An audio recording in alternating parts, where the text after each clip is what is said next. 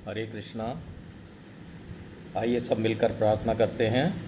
नहीं है मेरा ये संसार, ना है ये मेरे लिए, सभी हैं कृष्ण के तभी तो प्यारे हैं वे सदा। मेरे तो हैं कृष्ण केवल दूसरा न कोई, जैसा भी हूँ उन्हीं का हूँ, शरण में हूँ उनकी सदा। सुख दुख नहीं है जग में, सिर्फ हैं परिस्थितियाँ, हैं सभी प्रसाद प्रभु की, लो लगे कृष्ण से सदा। श्रीमद् भगवद गीता के आज के सत्र में हम 18वें अध्याय के 64वें श्लोक 64 श्लोक से आरंभ करने जा रहे हैं। पिछले श्लोक में यानी कि 18वें अध्याय के 63वें श्लोक में भगवान श्री कृष्ण ने ये ऐसा अर्जुन से कहा कि अच्छी तरह विचार करके देख ले कि तुझे क्या करना है। Excuse me. कि मेरे इस पूरे उपदेश का सार निकाल लेना, परंतु भगवान के संपूर्ण उपदेश का सार निकाल लेना अर्जुन के वश की बात नहीं थी, क्योंकि अपने उपदेश का सार निकालना जितना वक्ता जानता है उतना श्रोता नहीं जानता। दूसरी बात, जैसी मर्जी आए वैसा कर, भगवान ने ऐसा भी कहा। इस प्रकार अर्जुन के मुख से अपने त्याग की बात सुनकर जब हम किसी को ऐसा कह देते हैं ना कि जैसा तेरी मर्जी है वैसा कर, इसका मतलब हमने उसको त्याग दिया है, छोड़ दिया है, अब तू जान तेरा काम जाना। तो इस प्रकार भगवान के मुख से अपने त्याग की बात सुनकर अर्जुन बहुत डर गए। इसलिए भगवान ने इस चीज़ को भांप लिया, नोटिस कर लिया। इसलिए आगे के 2 श्लोकों में भगवान अपने प्रिय सखा यानी अर्जुन को आश्वासन देते हैं। तो क्या किस प्रकार से आश्वासन देते हैं देखते हैं। 18वें अध्याय का 64वां श्लोक जो कि इस प्रकार है। भगवान श्री कृष्ण अर्जुन से कहते हैं, सबसे अत्यंत गोपनीय सर्वोत्कृष्ट वचन तू फिर मुझसे सुन। मेरा अत्यंत प्रिय मित्र है, इसलिए यह विशेष हित की बात मैं तुझे कहूँगा। नोटिस कीजिए, इस श्लोक में कुछ शब्द ऐसे हैं कि बहुत ही विशिष्ट हैं, इम्पोर्टेंट हैं, ख़ास हैं, जैसे कि अत्यंत गोपनीय, सर्वोत्कृष्ट, फिर से मुझसे सुन, तू मेरा अत्यंत प्रिय मित्र है, इसलिए यह विशेष हित की बात मैं तुझे कहूँगा। क्योंकि सबसे नहीं कह सकते विशेष हित की बात, गोपनीय बात सबसे नहीं कह सकते। आइए इसको समझने का प्रयास करते हैं। पहले 63वें श्लोक में भगवान ने गुह्य कर्मयोग की और गुह्यतर अंतर्यामी निराकार की शरण की बात की। वहाँ पर कहा था ना, मेरी शरण में नहीं, निराकार भगवान की शरण में चला जा। और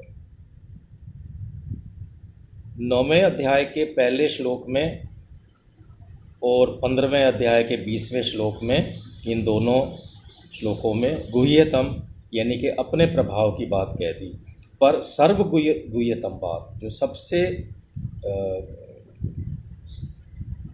गोपनीय बात, वो अभी तक इससे पहले गीता में कहीं भी नहीं आई है। गोपनीय आई है, लेकिन सबसे गोपनीय बात, सबसे अत्यंत गोपनीय बात अब पहली बार भगवान कहने जा रहे हैं। वो बात यहाँ पर आई है। अब यहाँ अर्जुन की घबराहट को देखकर भगवान कहते हैं कि मैं सर्वगुह्यतम अर्थात सबसे अत्यंत दोनों शब्द प्रयोग हैं, सबसे अत्यंत गोपनीय बात फिर से, पहले तो कह ही चुके हैं वो गोपनीय बात, फिर से तेरे लिए कहूँगा, तू मेरे परम सर्वश्रेष्ठ वचनों को सुन। इस श्लोक में सर्वगुह्यतम शब्द से भगवान ने बताया कि यह हरेक के सामने प्रकट करने की बात नहीं है, क्योंकि जो गोपनीय बात होती है या सबसे अत्यंत गोपनीय बात होती है और सर्वोत्कृष्ट बात होती है, वो सबके सामने प्रकट नहीं करनी चाहिए। और 67 श्लोक में, जो कि हम आगे देखेंगे, कहा कि भगवान ने बताया कि इस बात को असहिष्णु और अभक्त से कभी मत कहना, अर्थात उनको नहीं कहनी चाहिए, अभक्त से कभी नहीं कहनी चाहिए। इस प्रकार दोनों तरफ से निषेध करके बीच में यानी कि 66वें श्लोक में भगवान ने कहा कि सब धर्मों का आश्रय छोड़कर मेरी शरण में आ जा, ये 66वें श्लोक में कहा। इस सर्वगुह्यतम बात को भगवान ने फिर रख दिया बीच में। दोनों तरफ से निषेध करने का तात्पर्य है कि यह संपूर्ण गीता में अत्यंत रहस्यमय खास उपदेश है जो कि हर एक को नहीं बताया जाता। दूसरे अध्याय के 7वें श्लोक में भगवान ने दूसरे अध्याय के 7वें श्लोक में अर्जुन अपने को धर्म का निर्णय करने में अयोग्य समझते हुए भगवान से पूछते हैं कि उनके शिष्य पूछते हैं और उनके शिष्य बनते हैं और शिक्षा देने के लिए कहते हैं। अतः भगवान यहाँ पर 66वें श्लोक में, जो कि आगे देखेंगे हम, कहते हैं कि तू धर्म के निर्णय का भार अपने ऊपर मत ले, यह भार मेरे पर छोड़ दे, मेरे ही अर्पण कर दे और अनन्य भाव से केवल मेरी शरण में आ जा। फिर तेरे को जो पाप आदि का डर है उन सब पापों से मैं तुझे मुक्त कर दूंगा। एक बार हम भगवान पर अपना भार छोड़ देते हैं तो फिर सारी जिम्मेदारी भगवान पर आ जाती है, वो हमारी जिम्मेदारी ले लेते हैं। तू सब चिंताओं को छोड़ दे, यही भगवान का सर्वगुह्यतम परम वचन है। भगवान ने यहाँ पर ये कहा है कि फिर से सुन, जिसका तात्पर्य है कि मैंने यही बात दूसरे शब्दों में पहले भी कही थी परंतु तुमने ध्यान नहीं दिया, अतः मैं फिर वही बात कहता हूँ। इस बात पर तुम विशेष रूप से ध्यान दो। यह सर्वगुह्यतम वाली बात भगवान ने पहले 18वें अध्याय के 57वें श्लोक में कुछ इस प्रकार कही थी कि निरंतर मुझ में चित्त वाला हो जा, ऐसा कहा था। इसी बात को इन शब्दों में कहा था। और फिर 58वें श्लोक, इसी अध्याय के 58वें श्लोक में कहा कि संपूर्ण विघ्नों को तू तर जाएगा। तो बात तो वही है, लेकिन यहाँ पर स्पष्ट रूप से जिस प्रकार आगे कहते हैं वो भगवान सर्वगुह्यतम बात, थोड़ा सा शब्दों का अंतर है, परंतु सर्वगुह्यतम शब्द जो है पहले कभी नहीं कहा और अर्जुन का भी इस बात पर ध्यान नहीं गया, कभी अर्जुन ने भी इस बात को लक्ष्य नहीं किया। इसलिए अब फिर उस बात पर अर्जुन का लक्ष्य कराने के लिए और उस बात को का महत्व बताने के लिए भगवान यहाँ सर्वगुह्यतम शब्द का प्रयोग करते हैं। 63वें श्लोक में भगवान ने कहा, जैसा कि मैंने अभी ऊपर बताया, कि तू संपूर्ण विघ्नों को तर जाएगा। तो और ये कहा कि जैसे 63वें श्लोक में भगवान ने कहा कि जैसे तेरी मर्जी आए वैसे कर। जो अनुयायी है, आज्ञा पालक है, शरणागत है, उसके लिए ऐसी बात कहने के समान दूसरा कोई दंड क्या हो सकता है। अगर कोई आपका परम प्रिय है, या ऐसा कहें कि अपने ही घर की बात करें तो अपने पुत्र हैं, उनको कुछ आप समझाते हैं और वो नहीं मानते हैं, तो अंत में यही कहना पड़ता है कि जैसे तेरी मर्जी आए वैसा कर। तो ये सबसे बड़ा दंड है। मतलब इससे बड़ा दंड क्या दिया जा सकता है। इस बात को सुनकर अर्जुन के मन में एक प्रकार का भय पैदा हो गया कि भगवान मेरा त्याग करने जा रहे हैं या त्याग कर रहे हैं। उस भय को दूर करने के लिए ही भगवान यहाँ कहते हैं कि तुम मेरे अत्यंत प्रिय मित्र हो। अभी जैसा भगवान ने श्लोक में कहा है कि तुम मेरे अत्यंत प्रिय मित्र हो।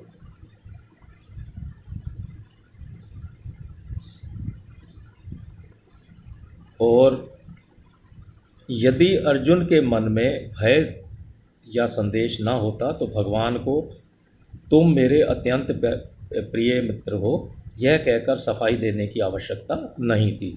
सफाई देना तभी बनता है जब दूसरे के मन में भय, चिंता, संदेह अथवा हलचल हो। प्रिय मित्र कहने का दूसरा भाव यह है कि भगवान अपने शरणागत भक्त को अपना इष्ट देव मान लेते हैं। भक्त सब कुछ छोड़कर केवल भगवान को अपना इष्ट मानता है तो भगवान भी उसको अपना इष्ट मान लेते हैं, क्योंकि भक्ति के विषय में भगवान का यह कानून है।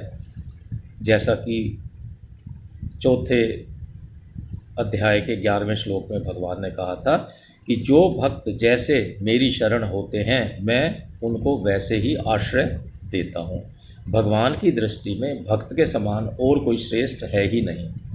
भागवत में भी, श्रीमद् भागवत में भी भगवान उद्धव जी से कहते हैं 11वें स्कंद के 14वें अध्याय के 15वें श्लोक में कहते हैं, तुम्हारे जैसे प्रेमी भक्त मुझे जितने प्यारे हैं उतने प्यारे न ब्रह्मा जी हैं, न शंकर जी हैं, न बलराम जी हैं, और तो क्या मेरे शरीर में निवास करने वाली लक्ष्मी जी और मेरी आत्मा भी उतनी प्यारी नहीं है। देखिए कहाँ कहाँ तुलना की है अपने भक्त की भगवान ने।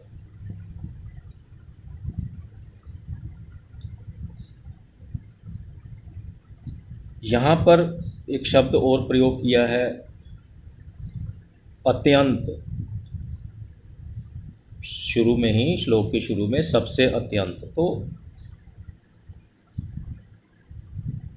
कहने का आशय यह है कि जब तुमने एक बार कह दिया कि मैं आपके शरण हूँ, कहाँ कह दिया?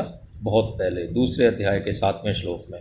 तो अब तुम्हें बिल्कुल भी भय नहीं करना चाहिए, कारण कि जो मेरी शरण आकर एक बार भी सच्चे हृदय से कह देता है कि मैं आपका ही हूँ, उसको, लेकिन सच्चे हृदय से, उसको मैं संपूर्ण प्राणियों से अभय यानी कि सुरक्षित कर देता हूँ। यह मेरा व्रत है।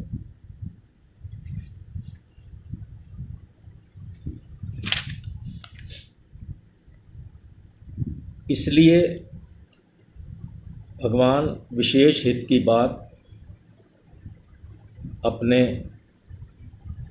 प्रिय मित्र सखा जो कि उसकी शरण में आ गया है उससे कहते हैं कि तू मेरा अत्यंत प्यारा मित्र है, इसलिए अपने हृदय की अत्यंत गोपनीय और अपने दरबार की श्रेष्ठ से श्रेष्ठ बात मैं तुझसे कहूँगा। दूसरी बात, मैं जो आगे शरणागति की बात कहूँगा उसका यह तात्पर्य नहीं है कि मेरी शरण में आने से मुझे कोई लाभ होने वाला है, ऐसा मत समझ लेना। प्रत्युत इसमें केवल तेरा ही लाभ होना है।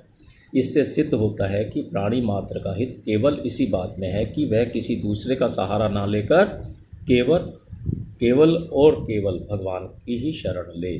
भगवान की शरण होने के सिवाय जीव का कहीं भी किंचित मात्र भी हित नहीं है। कारण यह है कि जीव साक्षात परमात्मा का अंश है, इसलिए वह परमात्मा को छोड़कर किसी का भी सहारा लेगा तो वह सहारा टिकेगा नहीं, क्योंकि जो नाशवान वस्तु, व्यक्ति, परिस्थिति है उसका सहारा तो कब तक टिकेगा, क्योंकि वो तो स्वयं ही नाशवान है। जब संसार की कोई भी वस्तु, व्यक्ति, घटना, परिस्थिति, अवस्था आदि स्थिर नहीं है तो फिर उनका सहारा कैसे स्थिर हो सकता है? उनका सहारा तो रहेगा ही नहीं, पर चिंता, शोक, दुख आदि रह जाएंगे। जैसे अग्नि से अंगार दूर हो जाता है तो वह काला कोयला बन जाता है, पर वही काला कोयला जब पुनः अग्नि से मिल जाता है तो फिर वह अंगार बन जाता है और चमक उठता है। ऐसे ही यह जीव भगवान से विमुख हो जाता है तो बार बार जन्मता मरता रहता है और दुख पाता रहता है, पर जब यह भगवान के सम्मुख हो जाता है अर्थात अनन्य भाव से भगवान की शरण में चला जाता है, तब भगवत स्वरूप बन जाता है और चमक उठता है तथा संसार मात्र का कल्याण करने वाला हो जाता है। 62वें श्लोक में भगवान ने कहा कि ईश्वर की शरण, इसमें निराकार की शरणागति है। और 66वें श्लोक में आगे जो हम देखेंगे उसमें कहा कि मेरी शरण, हो जा, इसमें साकार की शरणागति है। यानी कि 62वें श्लोक में तो निराकार की शरणागति है और आगे जो 66वां श्लोक आएगा उसमें साकार की शरणागति है। निराकार की शरण में जाने से मुक्ति हो जाएगी, परंतु साकार की शरण में जाने से मुक्ति के साथ साथ प्रेम की प्राप्ति हो जाएगी, अर्थात आप भगवान से अभिन्न हो जाएंगे फिर। इसलिए साकार की शरणागति सर्वगुह्यतम है। भगवान भक्ति के प्रसंग में ही परम वचन कहते हैं। 10वें अध्याय के पहले श्लोक में भगवान ने कहा कि मेरे परम वचन सुन। तो भक्ति के प्रसंग में ही परम वचन कहते हैं भगवान। अर्जुन ने भगवान से कहा था कि मैं आपका शिष्य हूँ। दूसरे अध्याय के 7वें श्लोक में। पर भगवान कहते हैं कि तू मेरा इष्ट मित्र है। अर्जुन ने तो शिष्य होने की बात की,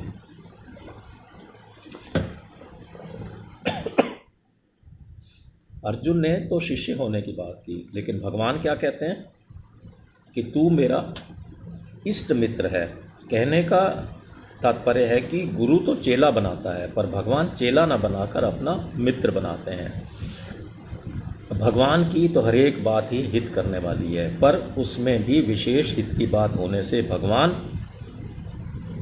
केवल हित की बात कहते हैं। जो विशेष बात हो जाती है, वैसे तो भगवान सब बातें हित की करते हैं, लेकिन जब विशेष हित की बात होने वाली होती है तो भगवान स्वयं कह रहे हैं कि केवल तेरे हित की बात ही कहूँगा। इस प्रकार हमने 64वें श्लोक को समझने का प्रयास किया। आइए इस कड़ी में हम आगे बढ़ते हैं। 65वां श्लोक। भगवान श्री कृष्ण अर्जुन से कहते हैं तू मेरा भक्त हो जा। क्या क्या कहते हैं मैं ब्रेक करके बोलूँगा, आप समझ जाएंगे कि कितनी बातें कह रहे हैं।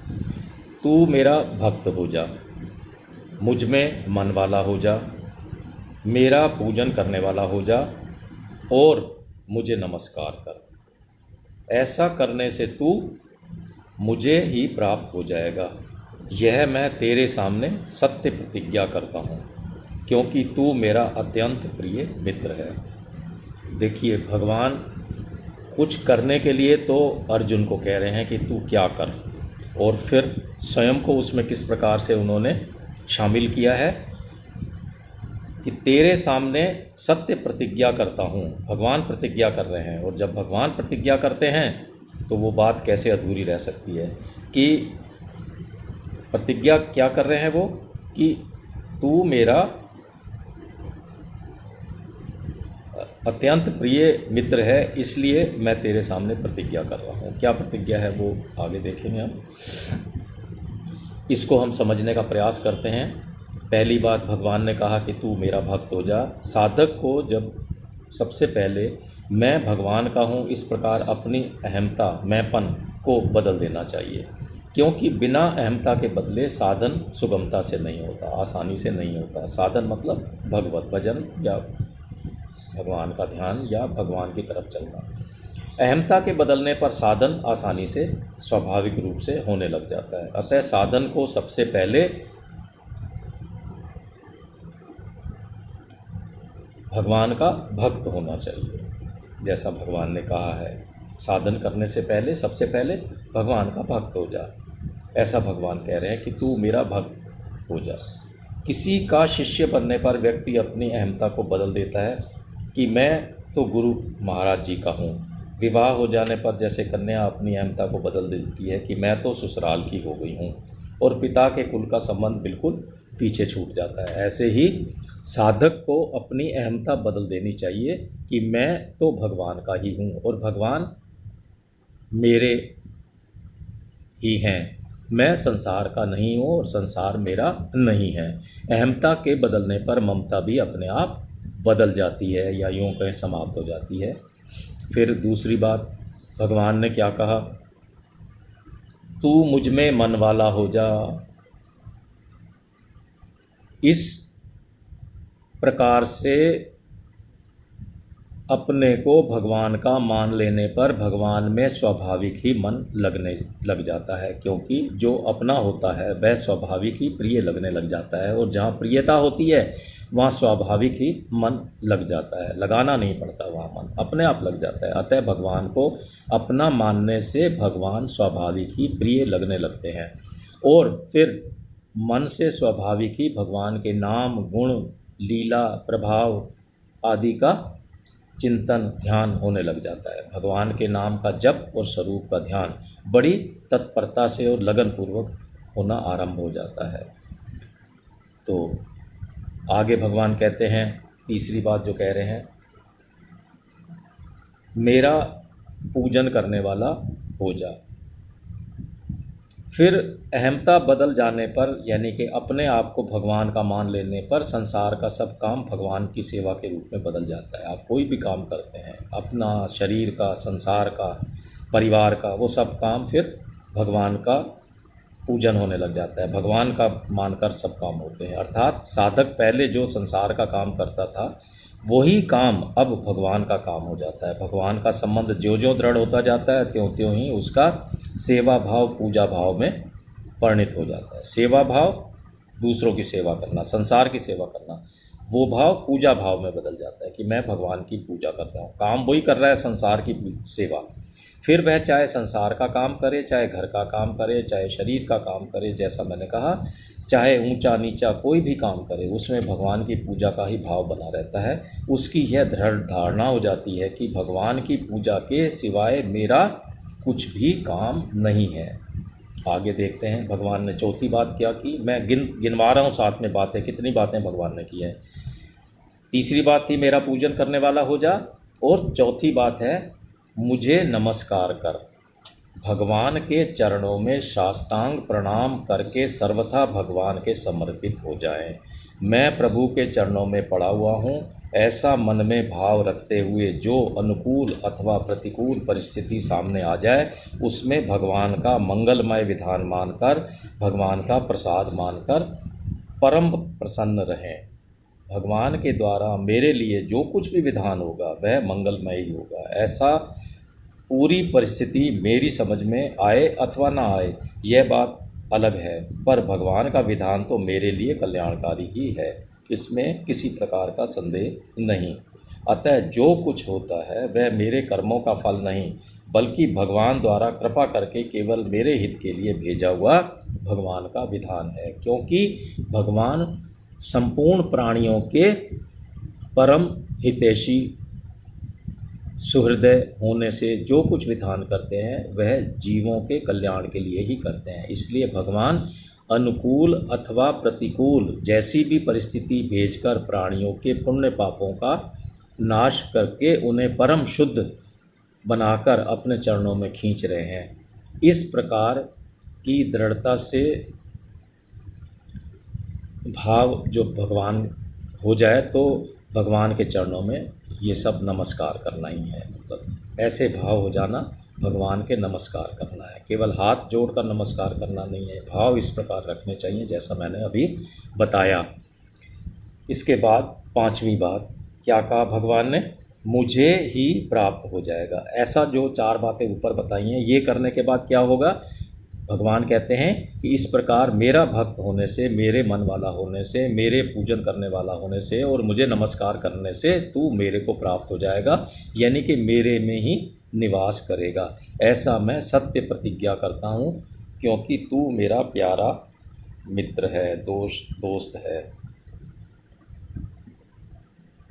भगवान का भक्त होना, उनमें मन लगाना, उनका पूजन करना और उन्हें नमस्कार करना, इन चारों में एक ही साधन ठीक तरह से होने पर शेष तीन साधन तो स्वतः ही आ जाते हैं, अपने आप होने लग जाते हैं। एक बात पकड़ ली तो तीन बातें तो अपने आप ही हो जाएंगी। फिर भगवान ने कहा है तू मेरा अत्यंत प्रिय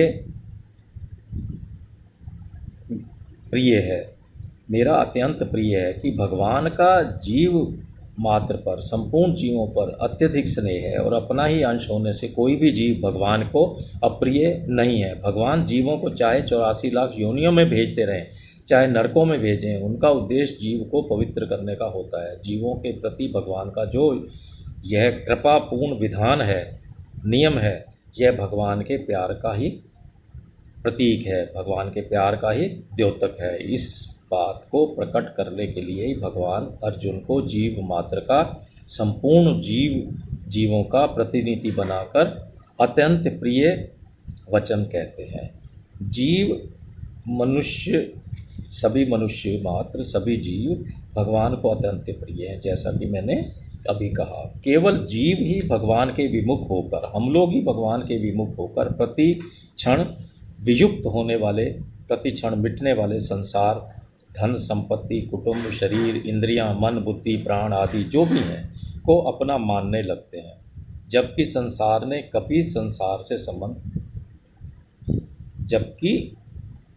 ने कभी जीव को अपना नहीं माना है। हम ही संसार को अपना मानते हैं। जीव ही अपनी तरफ से संसार से संबंध जोड़ता है। संसार प्रतिक्षण नाशवान है, परिवर्तनशील है, और जीव नित्य अपरिवर्तनशील है, अविनाशी है, अविनाशी भगवान का अंश है। जीव से ही यही गलती होती है कि वह प्रतिक्षण बदलने वाली संसार के संबंध को नित्य मान लेता है। यही कारण है कि संबंधी के ना रहने पर भी उससे माना हुआ संबंध तो रहता है। यह जो माना हुआ संबंध है, यही अनर्थ का कारण है।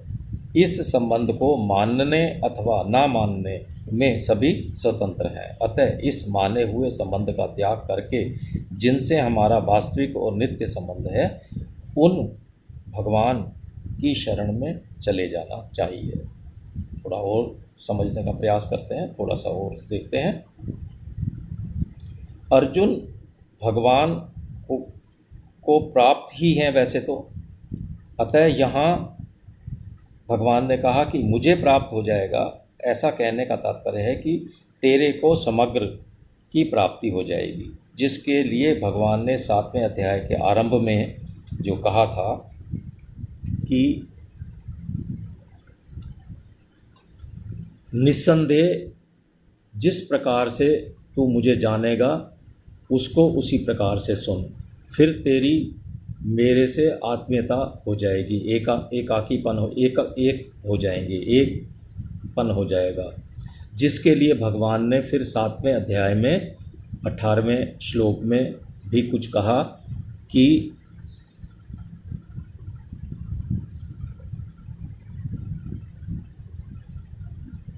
ज्ञानी तो मेरी आत्मा स्वरूप है, ऐसा भगवान ने कहा।